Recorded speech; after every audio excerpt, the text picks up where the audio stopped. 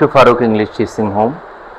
আমরা ধারাবাহিকভাবে স্পোকেন ইংলিশের কিছু ক্লাস নিয়ে ডিসকাস করছি। আমরা লাস্ট ক্লাসগুলোতে আমরা দেখিয়েছি সিম্পল স্ট্রাকচার দিয়ে কিভাবে আমরা স্পোকেন ইংলিশগুলো প্র্যাকটিস করব। আমরা ধারাবাহিক রুলস স্ট্রাকচারসগুলো ফলো করে কীভাবে অনেকগুলো বাক্য তৈরি করা যায় এই টেকনিকগুলো অ্যাপ্লাই করছি। আসলে স্পোকেন ইংলিশটা অনেকটা প্র্যাকটিসের উপর ডিপেন্ড করে, প্র্যাকটিস করতে হবে। আর সবাই বলে যে আমি ইংরেজিটা মোটামুটি ভালো বুঝি কিন্তু কথা বলতে পারি না।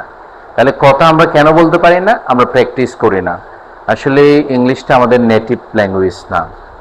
আমরা যেমন বাংলা মায়ের ভাষা থেকে শুনতে শুনতে অনর্গল বলতে পারি, তদ্রূপ আমি মনে করি স্পোকেন ইংলিশও আমরা প্র্যাকটিস করতে করতে আমরা মুখ দিয়ে অনর্গল বের করতে পারবো।